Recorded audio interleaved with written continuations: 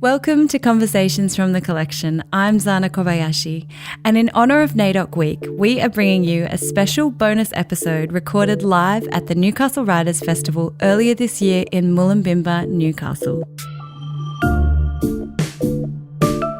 This episode features Wiradjuri poet and artist Jazz Money in conversation with Newcastle Art Gallery's curatorial lead, Peter Johnson. With a practice centred in poetics, Jazz Money produces work across a range of mediums, including installation, performance, film, audio and print. Their work has been published and exhibited across Australia and internationally. In this conversation, you will hear Jazz discuss the way their practice has challenged the perceived elitism of poetry, the power of writing in language, and embracing joy as an act of radical resistance. You'll also hear Jazz refer to some images on the screen throughout the conversation, and we've included a link to these in the show notes. Please enjoy Jazz Money and Peter Johnson live at the Newcastle Writers Festival. Hello everyone, thanks for coming and joining us. My name's Peter Johnson. I'm the curatorial lead at Newcastle Art Gallery, and it's my great pleasure to be in conversation with poet and artist and essayist and performer and filmmaker Jazz Money. Of course, I want to start this by acknowledging that we are on the lands of the Awabakal and Worimi people, the first storytellers in this place, the first artists, the first people to understand this country through metaphor and through their lived experience in their bodies. I want to extend my respect to their elders and my thanks, and extend that respect and thanks to the First Nations people here today as well. I will introduce Jazz a little bit more, but with a practice centred in poetics, Jazz produces work across a range of mediums, including visual art, film, performance, audio and print. She has been described by Vogue Australia as a multidisciplinary force. Her first poetry collection, How to Make a Basket, won the 2020 David Unayapon Award from the State Library of Queensland. And it's a really fantastic collection. Checks notes. Checks notes. And as well as being obviously a fabulous poet, Jazz's artworks have been presented in leading institutions, including the Australian Centre for Contemporary Art in Melbourne, Carriageworks in Sydney, Basel in Switzerland, the MCA in Sydney, the Palais de Tokyo in Paris, Sao Paulo. It goes on and on and on. She's also a proud descendant of the Wiradjuri Nation, currently based on Wongal land in Sydney. Thank you, Jazz, for joining us. It's really fantastic. Jazz and I actually know each other from a way back. We met each other first 10 years ago. Look out. No. No? Did we? We worked together at the Museum of Contemporary Art in Sydney, and I started there about 6 years ago. Okay. So it's not so dire. Yeah, I was like, have I aged that much? No. Oh, no, time is an illusion, and there was a whole and we lived through a pandemic and time's not linear anyway. Yes, exactly. Yeah. So it's a delight to be able to have this chat in this context. We will run through some questions, talk through Jazz's works. There'll be a brief Q&A at the end, so if you've got burning questions, we'll just do a few of those at the end. Jazz, I guess I just wanted to start by, that's how we know each other, but if you could tell me a little bit about your story, like how did you come to be here today? How did you come to be a poet? Thanks, Pete. And I'll begin also by saying, what a great honour it is to be here on this beautiful unceded country that has been cared for since the first sunrise. And as a guest here, I feel held and very, very grateful to Awabakal and Worimi peoples who make it so that we can be here. That care for country is what makes country.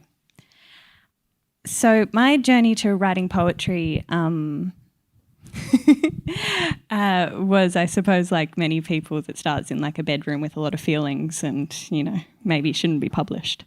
But I studied originally filmmaking, which is how we know each other, because when I worked at the Museum of Contemporary Art, I was a videographer, really, and a filmmaker, and had this sort of practice of making works in that way, but was a secret poet and was really using poetry to sort of make sense of the world and make sense of my place within it. And I think actually it was just working in the arts and being surrounded by curators and artists and activists and thinkers that like it few different folk got an inkling that I wrote poetry, there was kind of a curiosity about like how could this be presented in spaces, and that sort of was happening alongside me beginning to publish more and being a little bit less shame about publishing. And as it's gone on, I've realised that I actually really love opportunities to work with space and installation and to sort of blur the line between poetry or publishing rather and artwork, because I mean I've been really on this lately, but I think there's this really interesting friction that was introduced, bear with me, that was introduced by white Western cis rich men in Europe around the Enlightenment, where it was this idea that like those sorts of people got to live in their brains and they got to write things and they got to be the people who sort of espoused the world, and everyone else on different tiers had to live in their bodies. And that was people who reproduced, that was people who worked the land, that was people of colour who were seen as less than these white bodies. And over time it's led to this, I think, really tragic separation of the mind from the body. Because I don't think that these things are separate. We are thinking bodies, we are dancing bodies, we are living, breathing bodies, and all of that happens in conjunction with the ways that we process space, time, and ourselves. And so as someone who works with poetry and thinks a lot about narrative and story and place and how these things are embodied in place and embodied in bodies, and trying to make sense of how we live with both those things, I found that presenting poetry in three-dimensional ways or in ways that can be embodied is actually a really delightful way to sort of challenge this elitism that I think can come with publishing. And I love being someone who is a published writer. It's an incredible privilege, but it also is limiting or exclusive, you know, because being a published writer demands a lot from the reader. It demands a certain amount of time to engage. It demands a certain amount of economic freedom to be able to purchase a book or to be able to go to a library, to be able to read in the language that you want to read in. All these things sort of layer up on top of each other. And poetry, I think, in particular, can often be coded as an elite form, which I think, going back to like the dead white guys, is kind of part of their problem as well, because that's certainly the way that poetry was introduced to me when I was at school. And so these opportunities to bring it together just really fill me with a great deal of sense of possibility and sense of ways that you can actually introduce story back into place or reveal the stories that are of place in ways that maybe invite audiences into having a different relationship or a different thought process. And so that's sort of how I've begun to work currently. I still really... I'm really fascinated by the way that poetics can reveal the world back to us, and the way that poetics makes a lot of space for complexity. It's, I think, really liberating that you can put sort of complex or contradictory things on the page, and poetry allows for that, and then being able to expand that into sort of other forms it's fun. I just feel really lucky. For the podcast listeners and also people in the space, we have a slideshow of works on that are happening here. So I think we might kind of reference them at certain points, but you can kind of see some of the different ways that my work has been presented. That sounded very vain. I'm going to stop. I'm really interested by all of that, but particularly when you mentioned that poetry is often seen as an elitist art form, and I would agree with that. But I guess I would also think that visual arts is often seen as an elitist art form, rightly or wrongly. And yet there's almost, listening to you, it sounds like there's a liberation or an ability to move away from that by moving into the public sphere or into visual forms. I'd love to know more about that thinking. I agree with you. They're all elitist forms. But I think the reason that I'm drawn to them is I think I'm most interested in social change and how we realise social change. And without wanting to go into politics, I think being able to connect with audiences in ways like art and poetry feel, to me, very meaningful, because I think you can engage people into complex conversations kind of surreptitiously through art and through literature and through film as well, which is, another part of the work that I do. But I agree with you, these access points can be really hard, and I haven't figured that out. And I'm very curious in public art and public presentations of art, but that is also a minefield. So I haven't quite figured out how to do that perfectly, but I don't think making art under capitalism and the empire is a perfect way of doing anything. So, making the best of a bad situation, perhaps. Indeed. When I say they're elitist forms, it's not that I believe that they are inherently or should be. In fact, I completely agree with you. It's the power of metaphor, be that visual or written or spoken, to sort of bypass or move beyond someone's prejudice and engage directly with empathy or with felt experience. That's the power of art, right? To be able to hold multiple potential meanings at the same time and to ask people to hold that in their mind. I guess I should also say as well, I think from an Indigenous understanding, these things are not separate, The language from culture, from ceremony, from song, from body, from kin, from country, these things are all interconnected. They all depend on one another. They're all one breathing, living thing. And so to me, it doesn't really make sense to sort of separate forms. I think they are inherently interconnected, and they are always of place, and they are always blurred against a linear understanding of time and against a Western understanding of time. I think operating with a deep time understanding of everything that has happened at every place that your foot falls on this continent is part of a narrative that goes the whole way forward and the whole way back. And to me, there is something about sort of honouring place by trying to be a part of those conversations and trying to sort of reveal those conversations, because we live in a society at the moment with so much built, so many built structures that can often mask the truth of a place. And this is just the scarification on the surface of something that is very, very, very ancient. And I think sort of challenging the surface read is, to me, a very nourishing way actually of being a part of the conversation. Yes. And I guess the other thing I would add to that is in that, in your thinking around how to make those art forms less elitist or more accessible, I kind of see that as me as an institutional curator, that's my job, the artists, it's fabulous that artists are thinking about that, but in terms of connecting audiences and audiences who may not always feel at home in those spaces, that's our job to get, because I don't know, I am a complete art evangelist. I think art changes lives, art saves lives.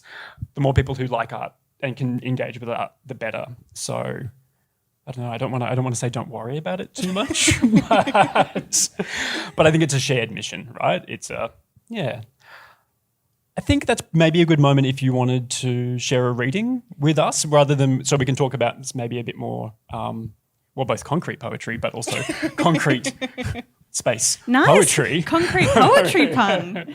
Could you pass me that book? Actually, this is Pete's copy, not mine. But I was thinking about the poem might be nice to read, which is I guess sort of coming off the back of talking a little bit about my practice and how I got to be doing the work that I'm doing, is I have a piece that I wrote called If I Write a Poem that I sort of wrote as a bit of a manifesto when I first was getting published, and I'd been commissioned for my first poetry anthology, and I felt so flash. I was like, look out, I'm a real poet.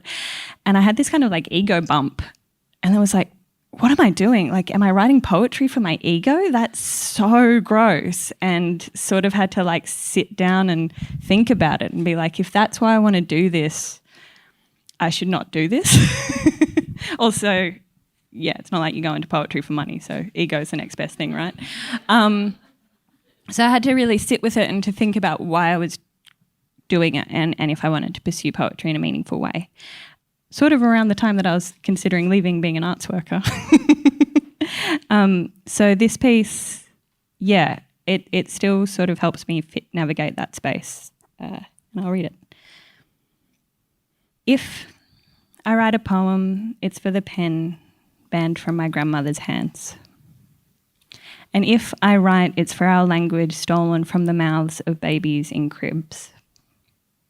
And if I write a poem, it's so that our children will read some truth of their family.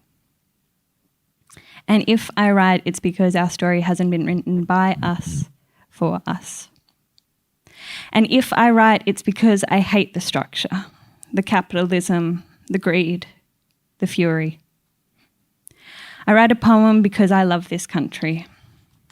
I write a word because I love my child who isn't yet born. I write because there is no truth yet, no justice. And if I write a poem, it's because my mother can't understand why I weep into the soil, but she cries with me all the same.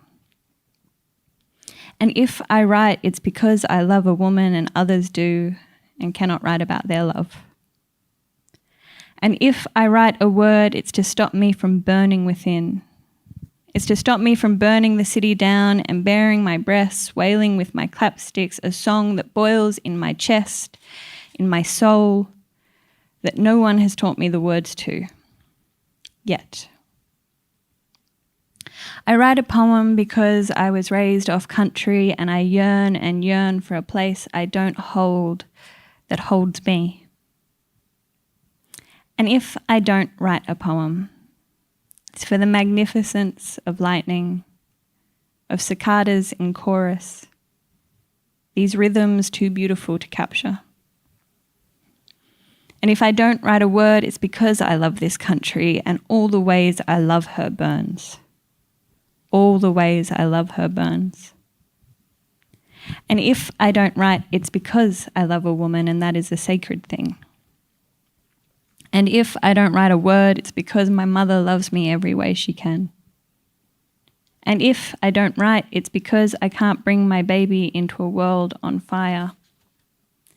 And if I don't write, don't think I have nothing to say. And if we don't write, don't think we have nothing to say. Because this language, these letters, are not worthy. And if I write a word on the inside of my mouth, in the dust, in the sand, it's because I know no other truth at all.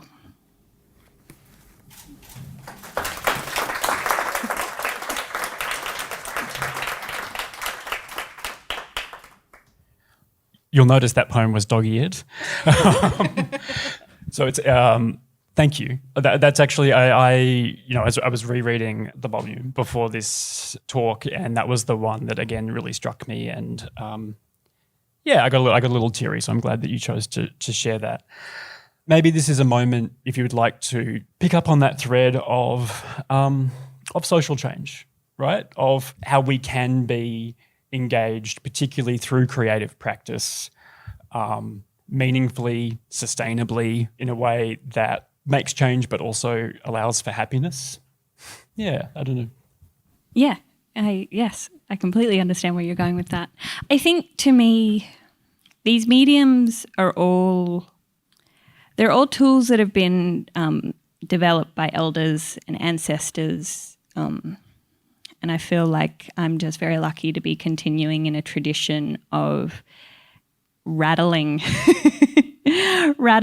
these structures ever so slightly. I think this continent has always been made by song and story. And, for as long as there has been a colony, there has been black fellas protesting the colony and using whatever little thing can be made a stage to speak and chant and sing and rage. And so it is into that tradition that I sort of see creative practice and protest and social change. And I think social change, when we live in a society that is so very, very grim, is quite heart-wrenching, I think, and particularly at the moment as we see, a genocide taking place in real time on our phones that is so mirrored by what has happened on this continent and the dispossession of land and people, I find it can be very devastating beyond words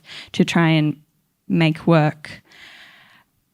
But I also think that if we allow ourselves to be defined by the violences that the colony has inflicted upon us, then we are nothing more than the violences that the colony has inflicted upon us. And I think that's even more wretched than the alternative. And so being self-determining and taking moments for joy and celebrating love and laughter, to me, is actually a really defiant act. It becomes a radical act when as, a queer person, as a First Nations person, so often our communities are rendered as less than, and they're rendered in deficit, and they're rendered as something to be pitied from the outside. And that is so foolish, because those are like the best things in life, of being a queer blackfella, and actually living in that and sort of declaring it proudly and loudly and with love, and saying, my life is actually defined by joy and community and the things that are beautiful in the world. And so sort of trying to find the balance between those things by not being naive, not saying that, these problems are very, very real, but also saying like there is a world before these problems and there will be a world after these problems, and we need to keep fighting for that. Yes. And that sort of maybe leads us into, I'd like to return to that point, but I think that's a really beautiful point to start talking about the work that you did with the Sydney Gay and Lesbian Choir, and which led into, I think, the work that's currently on display at the Art Gallery of South Australia as part of the Adelaide Biennial. So I'd love if you describe that work for us. Sure. So I was delighted about a year and a half ago, I guess. I was I was sent a formal email by the World Pride, which happened in Sydney last year. And for people who didn't, didn't take part in that, World Pride is something like the Gay Olympics. It happens every 4 years in a different city around the world. But it's not the Gay Olympics, which are also something. Apologies to the Gay Olympians. I didn't know. Yeah. Okay, we can talk about this later. Yeah. No, they were on in late high school for me. It was anyway, it was a real thing. Formative moment. Okay, so the other Gay Olympics, World Pride. I was approached by the festival to see if I would write an anthem that would be a part of World Pride and would be performed by a amalgamated queer choir of queer choirs from all around the world who were all travelling to Sydney. And they were everyone was going to sing this anthem together. So it's about 400 plus queer choralers that got up on stage and closed this amazing event by singing this piece that I had written the lyrics to. And of course, when I was first asked, I was like, they said, we want it to be really joyous and we want it to be an anthem. And I was like, oh wow, you haven't read my stuff. That's not what I do. But it was actually such a lovely invitation to think about these things and to think, an anthem is very different to a poem. It's a very direct way of communicating. It sort of doesn't rely on the sort of trickiness that a poem can often be sort of playing with. And the thing that I was really thinking about a lot as I wrote the piece was this sense that I think people who aren't a part of the queer community look at the queer community and really define it by being in a same-sex relationship. And that's obviously a part of it, but it really doesn't in any way sort of encapsulate to me what it is to be a queer person, which is so much more about care and reciprocity and this commitment that you have to one another to see someone as they present themselves and as they want to be known to the world, and to say like, I see you in your entirety and in your fullness, and I respect your truth, and I'm going to meet you there and care for you. And that's what I wanted to write an anthem about, was about friendship and care, and not about glitter, which is also an important part of the community. And so I wrote this piece, and it was then set to music by Joseph Twist, an amazing composer. And this experience of sitting at Sydney Town Hall and seeing people from all over the world, also queer choral, it's like the intersection of nerds, is just so beautiful to me. I was like, this is my people. These aren't, covered in glitter and spewing on the streets. This is the choir crowd, who can also, we can contain multitudes. I get it. But it was a really, really, really formative moment. And as someone who, has gone on a journey of writing poetry personally and quietly, to then something I found out when you publish poetry is that people ask you to perform poetry, and I found that very terrifying when I started. And learning how to perform poetry and get up on a stage, and once I sort of became more comfortable with that, it can be a little bit boring or a little bit lonely or something. There's something about like getting up and reading poems. When it's good, it can be really transformative, and when it's not good, you're just like, oh, here it is again. And you read the same poem again. And there was something about sitting in this audience and watching 400 people inhale as one and take part in a story that became, or take part in a text that became so much bigger than the individual, really changed the way that I think about practice and think about what art can be. And at its best, I think it is a community that comes together and gives themselves to be part of the narrative and to be part of something greater than the individual. So it was a very moving experience for me. And since that time, I've been obsessed with choirs. I joined a community choir. And my wife was already a member of a community choir, so it was a pretty easy sidestep in. And so to come back to being a part of the Adelaide Biennial, Jose de Silva, who's the curator of this iteration of the Biennial, the theme is Inner Sanctum, and Jose got in touch and he was like, I'm thinking about these ideas of kind of quietness and kind of community or kind of self-care, or I'm butchering Jose's brief, but at the time I was like, I'm just obsessed with choirs. And he was like, okay, well, follow that. And so I worked with again the Sydney Gay and Lesbian Choir, who'd been the sort of core for the performance that happened at World Pride. If you look to the screens now, you'll see these pendant speakers hanging from the ceiling. There's 12 speakers, and each speaker, we did a recording of a single choir member that is playing out of that speaker. So we have our, altos, sopranos, tenors, bass. And when you stand underneath that sort of arrangement of speakers, you can hear each individual voice. And it's so special because they're not professional singers. They're beautiful singers, but they're not professional singers. You can sort of hear the human in the voice, and you can hear the individual voice, but then when you sort of let your ears blur, you can hear the choir, and something really special happens because as a choir they sound so magnificent. And to me, I wanted to introduce this sense into the Art Gallery of South Australia, where the work is being exhibited. An invitation to audiences to be part of that sort of community moment and to be part of this sharing of breath, and to continue a work that to me had been really powerful and transformative. And there's this thing that I think happens a lot in the arts where we do these like sort of one-off events and they're really powerful, but then they disappear. And I was sort of trying to find a way to honour that as well, and to continue this thing into another stage of existence, because I think it can be beautiful. Yeah, so that's that work. Love choirs. And there's something really extraordinary in that shared moment. It's transcendental, right? When you come together and you have those sort of shared experiences. To just slightly return to the previous poem, if I write a poem, that line, that almost beautifully devastating line towards the end. If I don't write a poem, it's not because I don't have anything to say, which now I've butchered, but reminds me of many things, but reminds me of artist and researcher and present company's cousin, Joel Spring.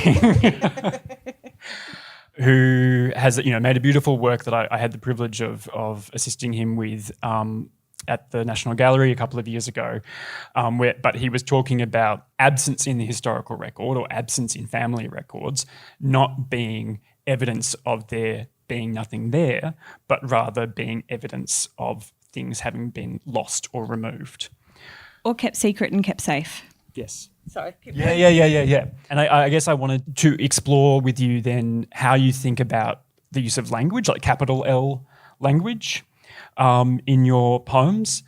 And in particular, he looks through his notes. Gunninga, is that on page 10?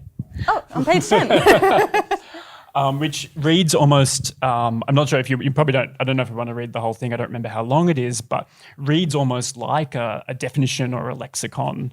And then also the way that you intersperse most often untranslated Wiradjuri throughout your text, and what that relationship is between language and then obviously English, which is its own thing. Yeah. Thank you. It's a lovely question. I do work with Wiradjuri a lot in my writing, and more in this book. I have another collection coming out in August this year, also with the University of Queensland Press, called Mark the Dawn, that has a lot less Wiradjuri in it, not because I use less Wiradjuri in my life now, but because there was something that was happening a lot when I was sort of talking about this book a lot, where it sort of almost felt like it was being performed, that people were engaging with it in this way that felt to me disingenuous to the text, or to the language, which was not what I was trying to do by any means. But the reason that I work with Wiradjuri is because it is a language of poetry and it is a language of truth. And I've sort of been thinking a lot lately about Wiradjuri doesn't translate neatly into English. And I think in English because I have this brain that has been raised in English as part of, being a colonised person. And I'm Irish on my mum's side. And, that's Joel. Sorry for podcast listeners. We were talking about Joel Spring before. That's my cousin. I love this picture because I love getting to collaborate with him. And that work, Wiradjuri AI, we made in 2020 at a time when conversations about AI were quite different. And we were on this whole thing. I will get back to your question in a sec, but while I'm talking about that, we were on a whole thing about if AI is made of technologies that is mined from our country, does it have an Indigenous worldview? And if not, why not? And how can we infect AI to see the world as Wiradjuri people or as a Wiradjuri AI? And if it could advocate for our sovereignty in the server, could it burn the server down? We haven't quite figured it out yet, but I do love that work. To come back to your question about sort of silences, the more I don't speak Wiradjuri fluently. I'm very much a language learner, and that can be hard as someone who's trying to translate in and out of English, because Wiradjuri doesn't have the same needs as English, and it doesn't have the same violences and controls in the language. The words are so densely poetic and simple in their way of communicating rich philosophical thought. And I've realised I need to stop trying to translate. I need to abandon English to think in Wiradjuri, because I can't translate into it. I need to just exist in the wholeness of the language. And that to me feels very private. And so part of the reason that things don't get translated in How to Make a Basket is because I don't think they need to be. I think it's really powerful to present a First Nations language as it should be, without the interlocutor of English, and for it to be received by the First Nations person who understands that language, without having an intermediary.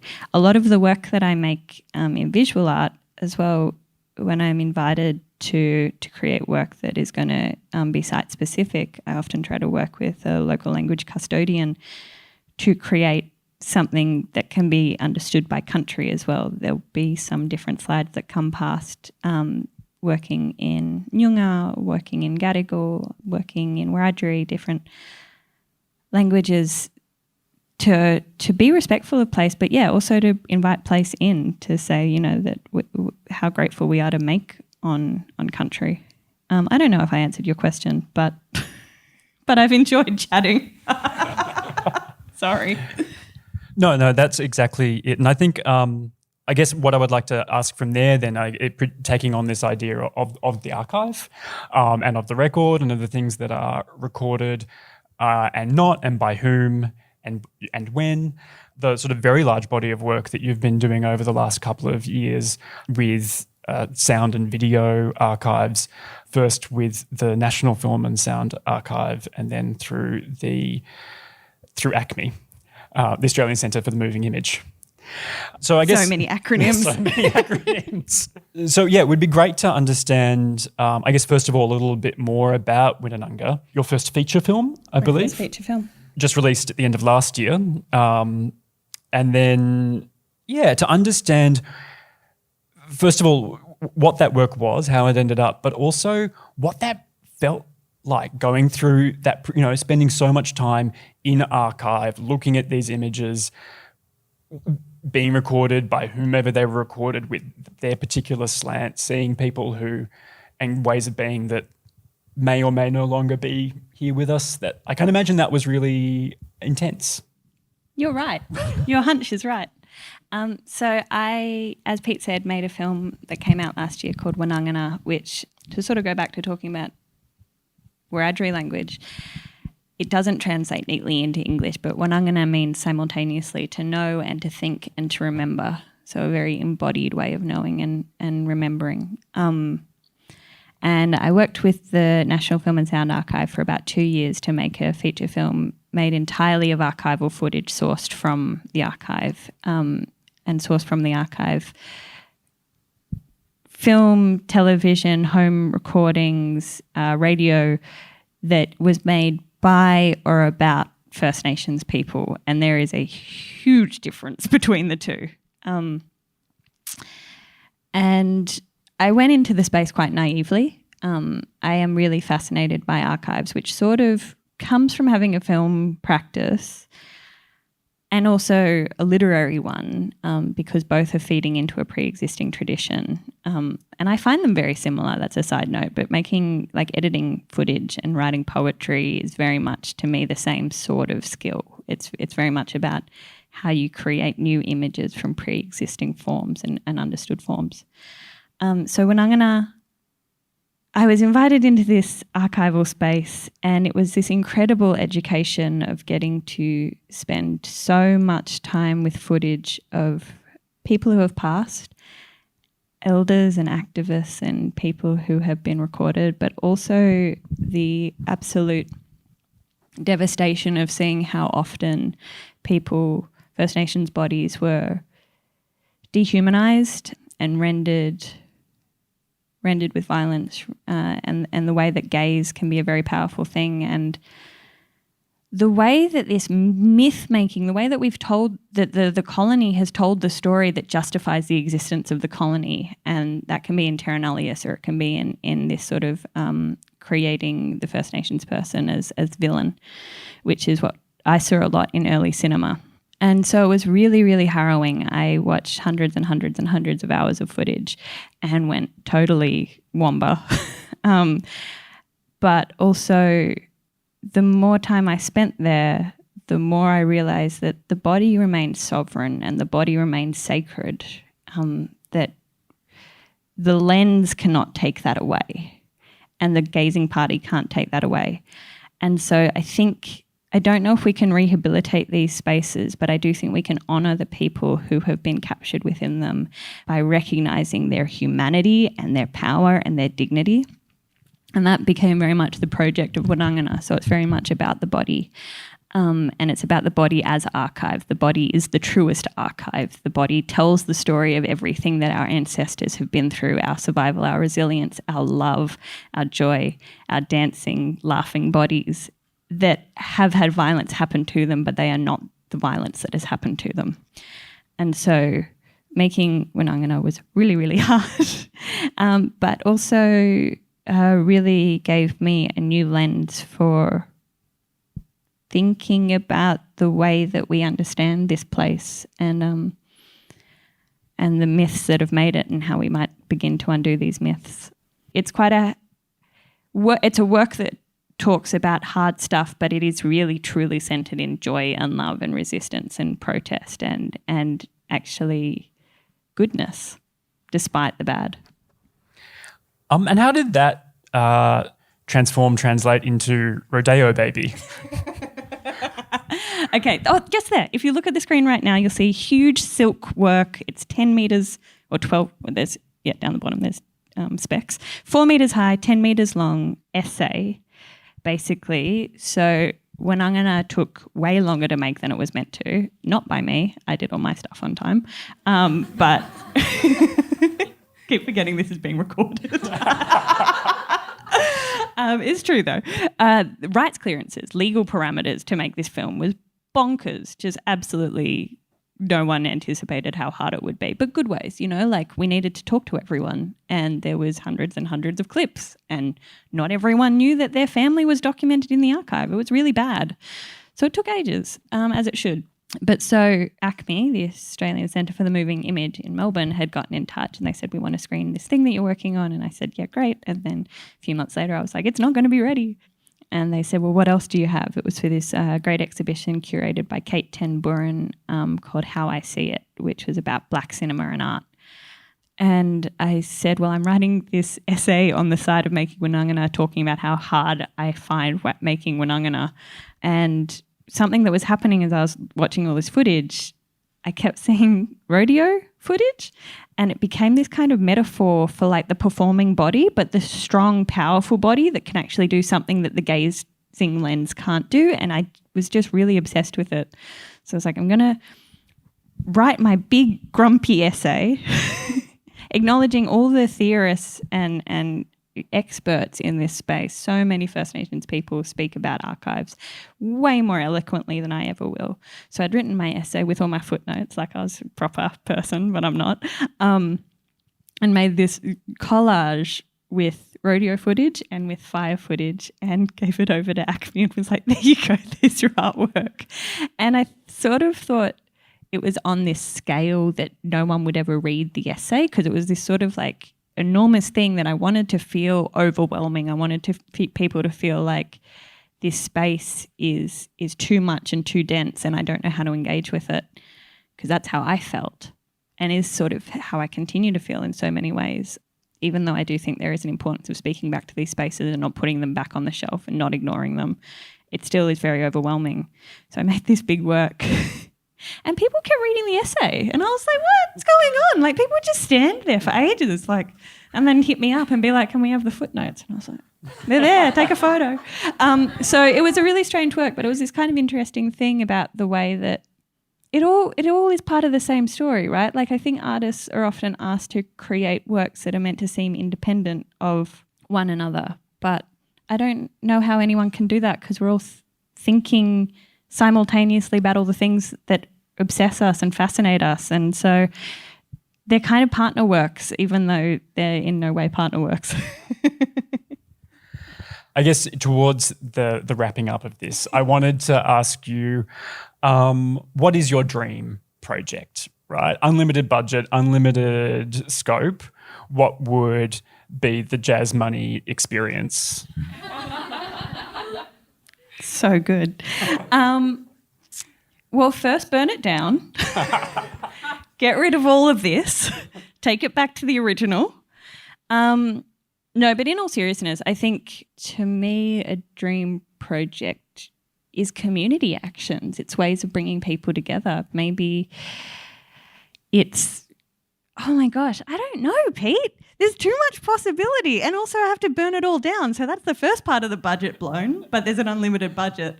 Well, we got rid of money and capitalism. So yeah. So that's the first step, right, to make the dream work, is to get rid of money and capitalism, is to have a treaty. I think that's actually kind of the point, is that the work that I'm making is not so much about making work, but it's trying to get to the thing beyond it.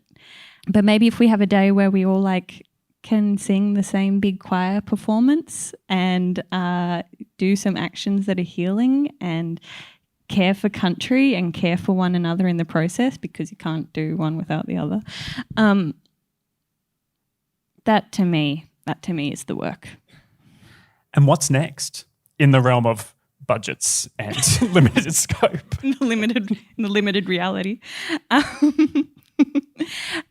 So like I said earlier, I have a new poetry collection coming out in August, which I'm really excited about, with the University of Queensland Press. It's called Mark the Dawn. I've also been working on some kids' books, which I'm so excited about, because I think that's another way to affect change. And I've, like, before I was sort of doing all of this sort of work, I was an early childhood teacher, and I just love working with like the smallest of people, because kind of when you get them at that point, they're all good. They haven't learnt the rubbish yet. So if you kind of introduce different ideas, if you say introduce the concept of land rights and sovereignty to a 4-year-old, they're like, yeah, that makes sense. I get that. They're very moral creatures. And I think that's the right time to get them. So anyway, working on kids' books, which is really fun. Side note, this is being recorded. I want to be on Play School.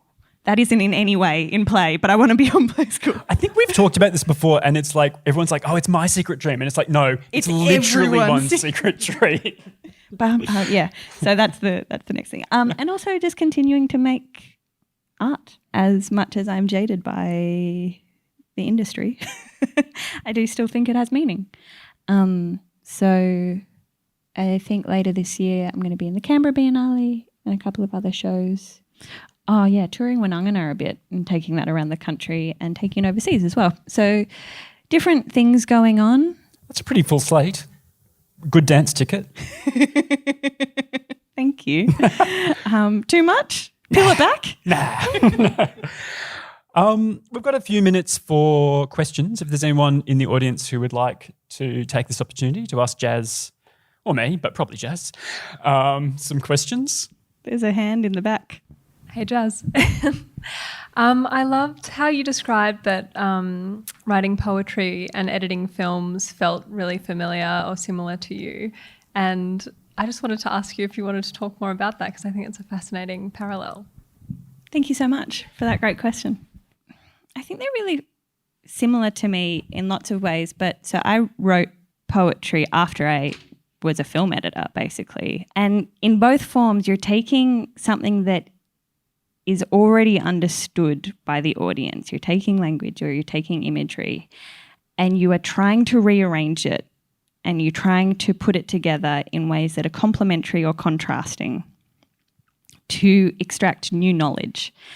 And it's in those pairings every time that you create the similarity or the dissonance in the difference.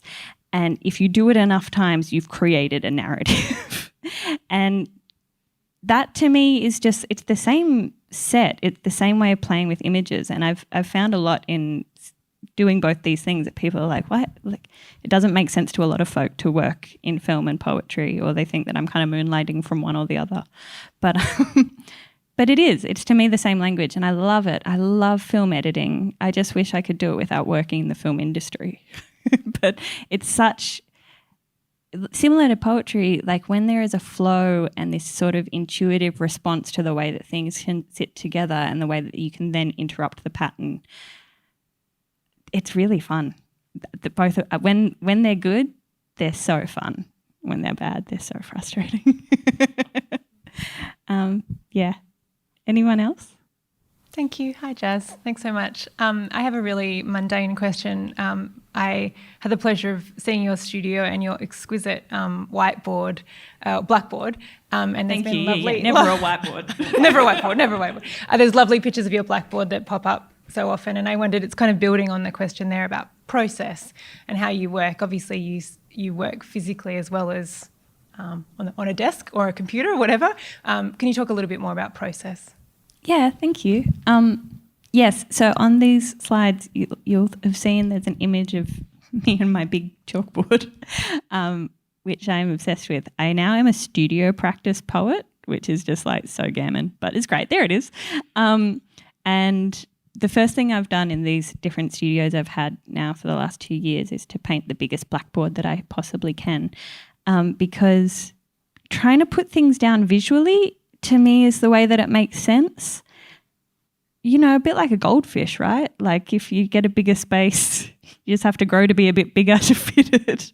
And so being able to work in this sort of visual way, even though I use writing for so much of my practice, I find putting things down on the page though it can be really freeing at times, I can really struggle to make sense of it. I sort of need to move my body around to make sense of things. Maybe I should have been a dancer. But really, to answer your question about process, when I'm obsessing over something, it's usually like a really big deep dive into research and reading as much as I can and watching as much as I can to then probably produce a poem that's like 3 lines long, and you're like, I swear I read like I've spent hundreds of hours on this thing. But so this work that's on the screen right now, 100,000 pounds, is a good example of that. It's like an 80-word poem or something, but I reckon I did like 4 months of research about carriage works and the site and the madness of that site to produce a poem. But I think the sort of poetry that I really enjoy reading is so often things where it feels simple on the surface, but it is belying so much knowledge and so much complexity, and it gives you tools to get into that stuff. It sort of makes you curious, and to me, that's the power of poetry. It can make the very complex simple, and it can make the very simple complex, and that's our lives as people, right? Like we are such complex, contradictory things, and there is so much below the surface. And I think being able to engage with the world with that understanding is important. I think it renders an awareness of one another that is more than just the frustrations that can happen on the everyday of being a person living in a society. So yeah, that was a kind of weird way to answer a question about how practice takes place. But yeah, thank you. Thank you so much for sharing that, everything you shared.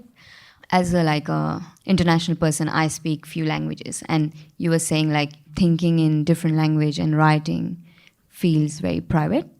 And like I have been writing some poetry, and I'm a very visual person, and I think and feel in my language, but when I write something, it's in English.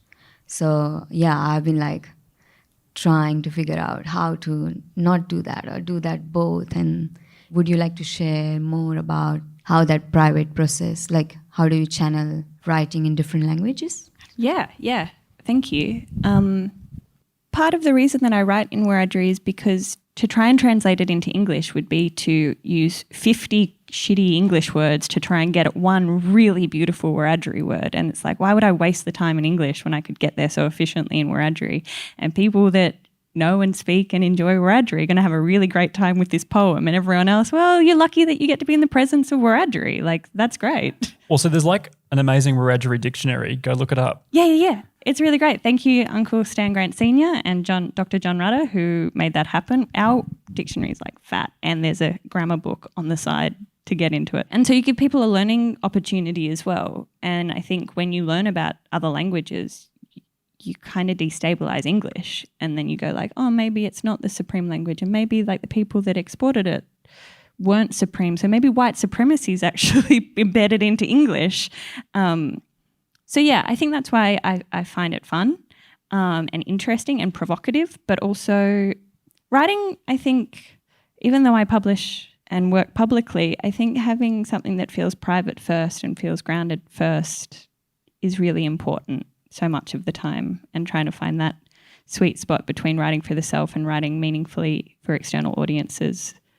It's hard, but I think that's where the good stuff is. You know, like in Blackfellas, we say like where salt water and fresh water meet, that's a place of power. I think maybe that's something about working in different languages. I'll sit with that. I'll get back to you. Thank you, Jazz. We've got to unfortunately wrap it up there because I have like 3 times as many questions again. But I just want a huge round of applause for Jazz, and thank you for sharing all of that. Thank you, Pete.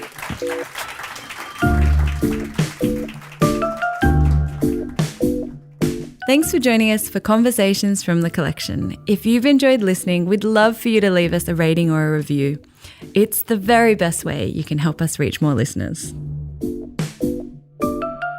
Conversations from the Collection is a Newcastle Art Gallery production, and we pay our deepest respects to the traditional custodians of the lands on which this podcast was produced.